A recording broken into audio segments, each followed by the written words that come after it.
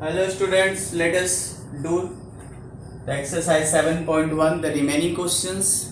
We have done up to question number 6 in the previous video. Today we will do the remaining two questions of exercise 7.1 and then we will do the questions of exercise 7.2. So let us see. Just this is a question figure is drawn on the board. ये figure जो बना हुआ है ये आपके book में है और वहां से हमने लिखा, क्वेश्चन में दिया है कि P मिड पॉइंट है AB का, एंगल BAD और AB इक्वल है एंगल BAD, ये एंगल ABE के इक्वल है, AB और E इस एंगल के, ये दोनों एंगल आपस में इक्वल है, EPA DPB, EPA ये और DPB ये दोनों एंगल भी इक्वल है। तो प्रूव करना है कि DAP कॉन्ग्रुएंट EBP। तो DAP हम लिखेंगे in triangle DAP and triangle EBP। आप चेक करें दोनों है कहाँ, DAP ये ट्रायंगल है ऐसा और EBP ये इसको काउंट करना है।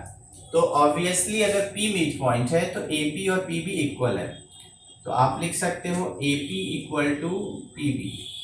P is mid point of AB। Angle A और एंगल B को भी इक्वल लिख सकते हैं। Just right angle A, angle A का पूरा नाम दिया हुआ है एंगल BAD, तो वही लिखते हैं एंगल BAD इक्वल एंगल, अच्छा BAD का नाम आप PAD भी लिख सकते हो, तो आप PAD लिखो, PAD और इधर से B एंगल था तो EBP,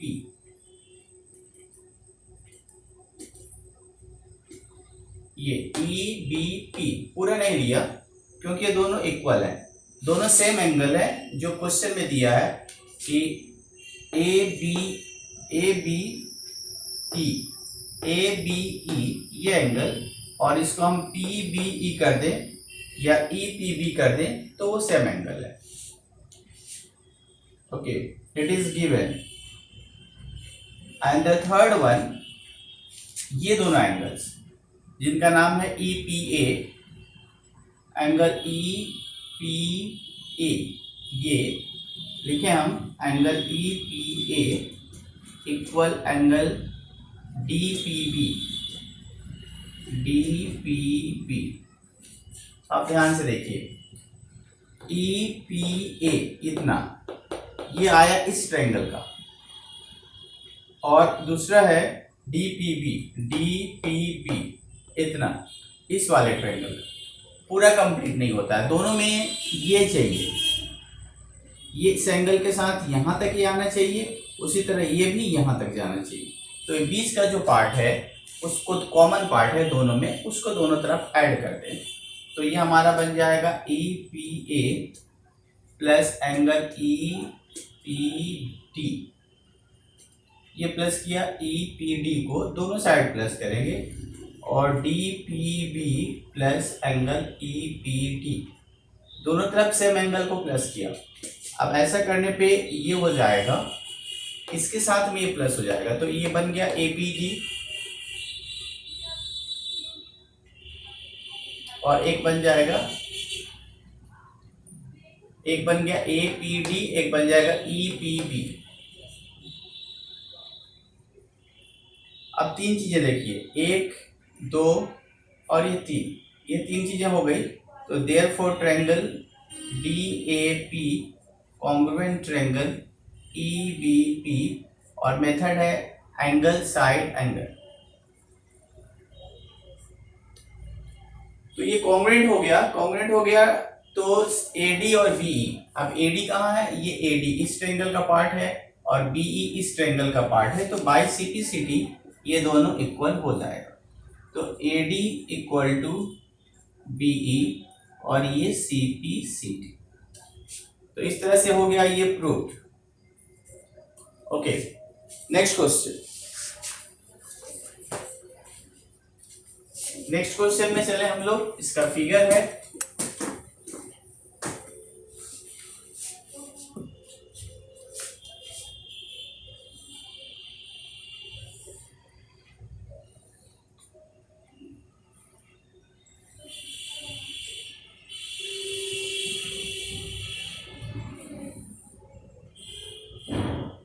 इस फिगर में है ए सी बी, इधर है डी, बीच में है M, D A C B M. Given है क्वेश्चन नंबर 7 का 8 है, सॉरी, गिवन दिया हुआ है कि in right triangle ABC, right angle at C, तो एंगल C इक्वल टू 90। फिर दिया है M is the mid point of AB, M is mid point of AB, और क्वेश्चन में दिया है DM equal to CM।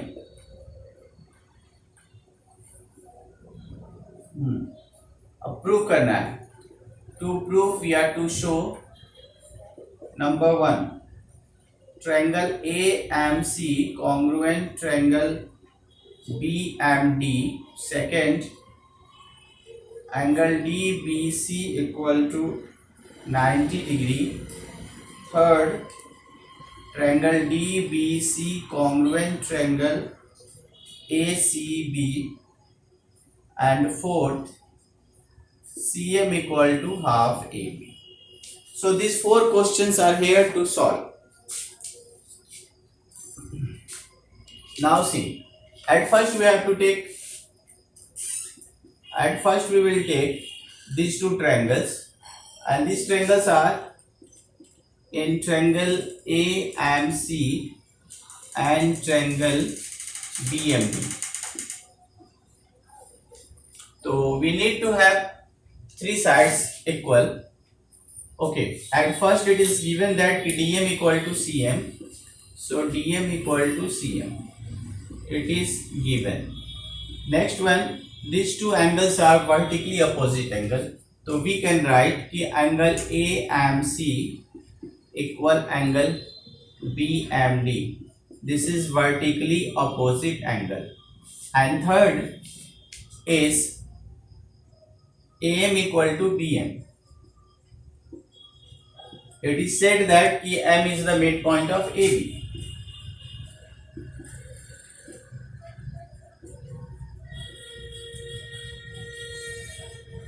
Okay, therefore these 2 triangles are congruent by the method of side angle side. First is proved. Now the second, this is the first one. Second one, look here.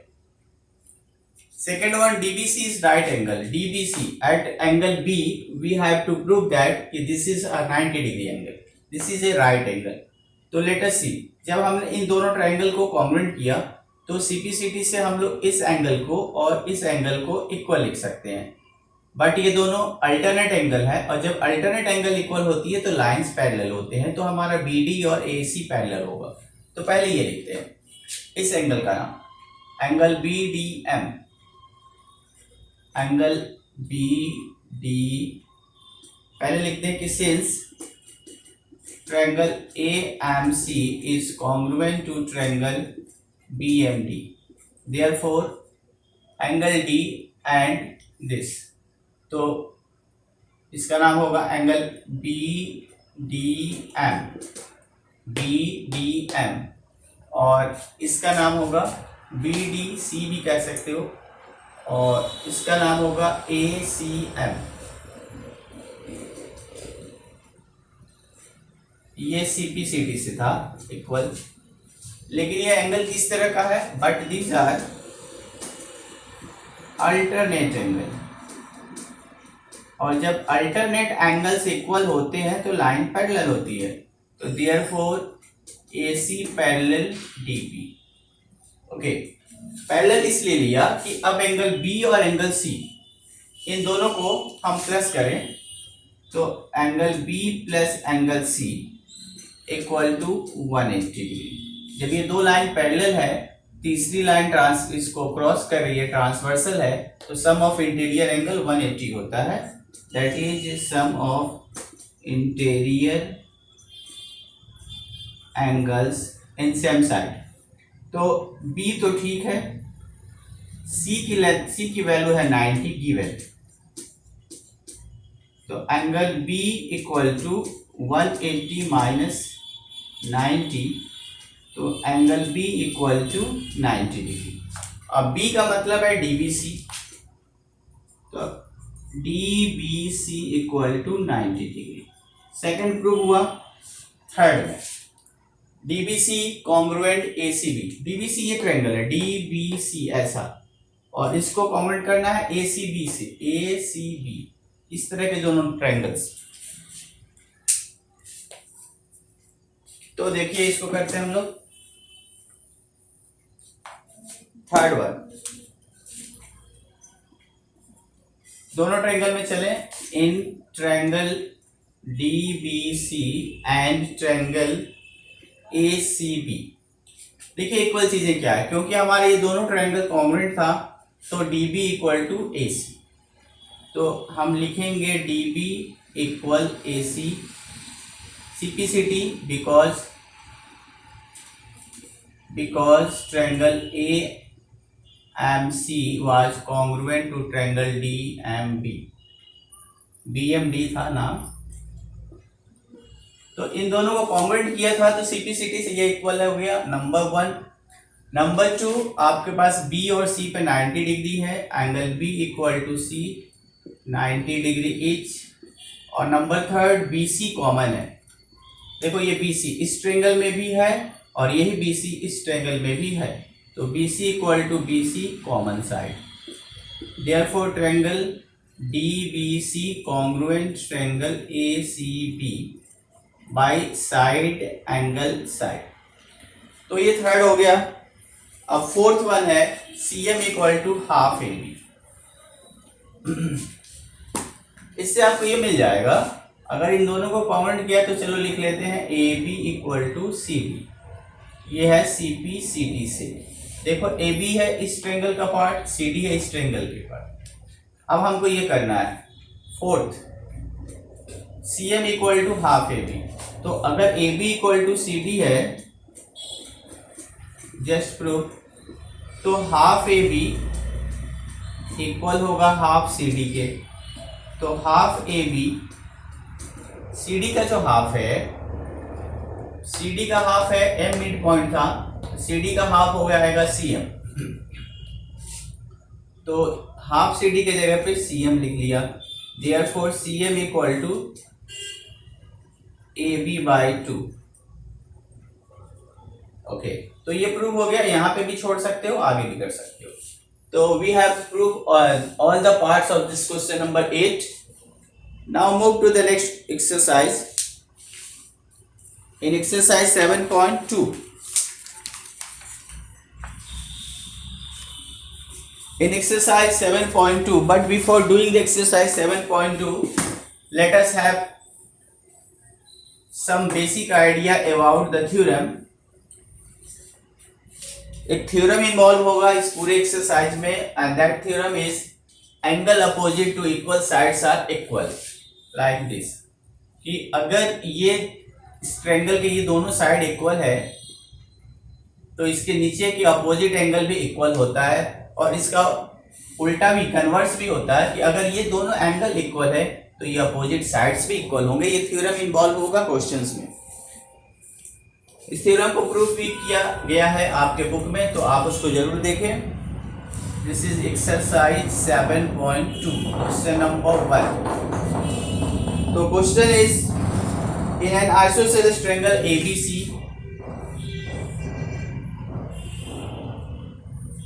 This is isosceles triangle ABC, AB equal to AC, this side is equal to this one. Bisector of angle B and C intersect each other at O. B का bisector और C का bisector एक दूसरे को O point पे intersect करता है, join A to O, A से O को भी जोड़ना है। Now the question is show that OB equal to OC। तो गिवन है AB equal to AC and bisectors है B और C का, OB and OC are bisectors of angle B and angle C। इसके अलावा हमको प्रूफ करना है number 1 OB equal OC, number 2 AO bisect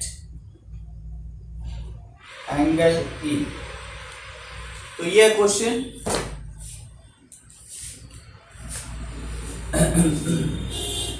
late us prove.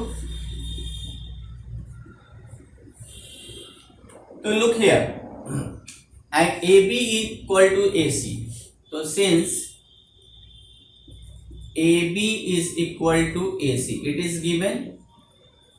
तो अगर AB और AC इक्वल है तो therefore angle B equal angle C, वही angle opposite to equal side.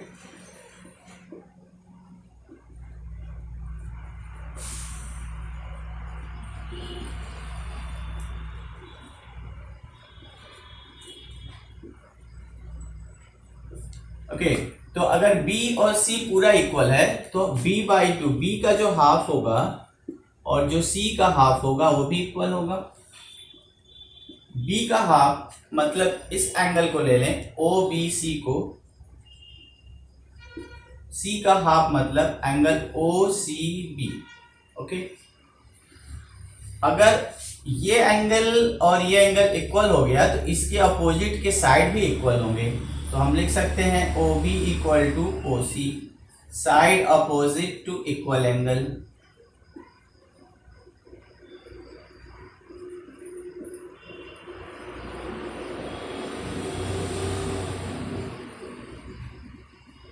Side opposite to equal angles are equal. तो ये हमारा OB equal to OC prove हो गया। सेकंड है AO bisect angle A। AO, this AO इस A angle को bisect करता है। इसके लिए हमें इसको और इसको इक्वल बताना पड़ेगा, इस एंगल को इस एंगल को, इन दोनों को इक्वल बताने के लिए एक ही उपाय है कि हम इसको कॉन्ग्रुएंट करें और फिर CPCD से इक्वल लिखें। तो लेट अस सी कैसे किया जाएगा। तो कॉन्ग्रुएंट करेंगे इस दोनों ट्रायंगल को, लिखेंगे सेकंड पार्ट के लिए in triangle OAB and triangle OAC, इसमें और इसमें इक्वल चीजें हैं हमारे पास। AB इक्वल AC गिवन है, OB इक्वल OC हमने अभी अभी प्रूफ किया, just proof, and AO equal AO, ये कॉमन है, कॉमन है, ये दोनों साइड है। Therefore triangle OAB is congruent to triangle OAC।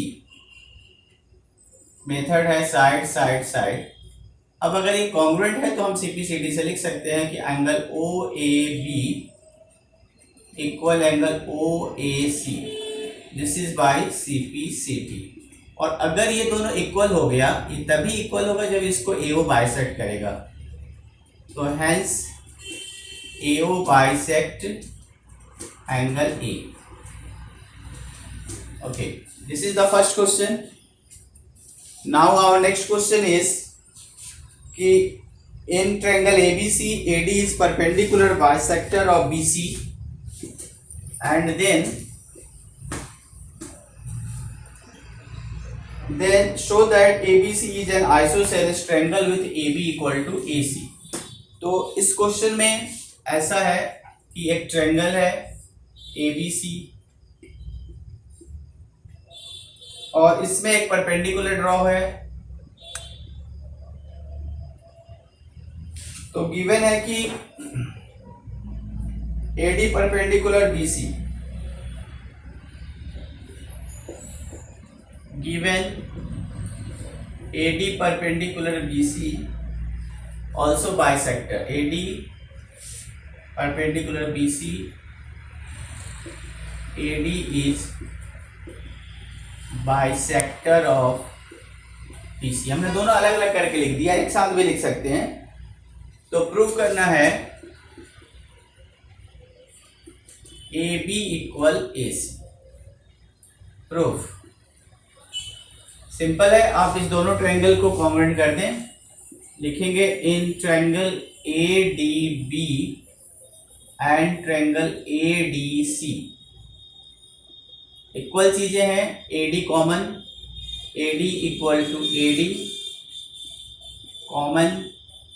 Next है यहाँ पे 90, ये 90, दोनों 90 डिग्री का है, तो angle ADB equal ADC 90 degree etch. 90 इसलिए है क्योंकि ये परपेंडिकुलर है, क्वेश्चन में दिया हुआ. And third one BD equal to DC क्योंकि AD is bisector of BC. तो कॉन्ग्रुएंट हो गया triangle ADB congruent triangle ADC side angle side. अगर ये कॉन्ग्रुएंट हो गया है तो हम CPCT से लिख सकते हैं AB equal AC CPCT and hence triangle ABC is an isosceles triangle. Okay, let us see the other question. This is question number 3. See the question. Question number 3. Let us solve this question.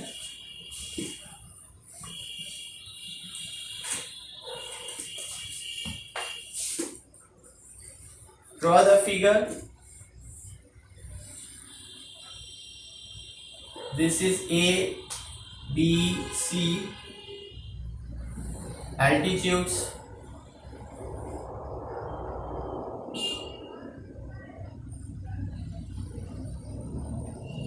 This one is E and this is F. Okay, the question is given ABC is isosceles triangle. ABC is an isosceles triangle. B and CF are equal sides of AC and AB.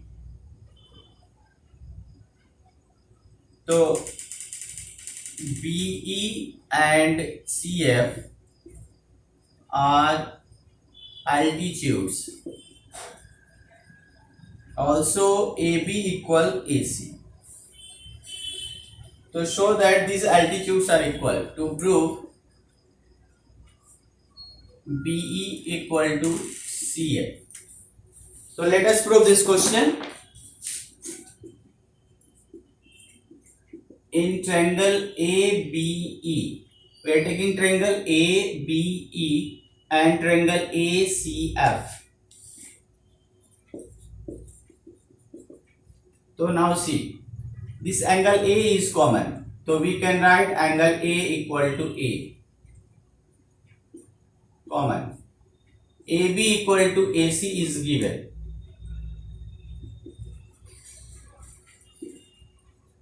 And third, angle E equal to angle F.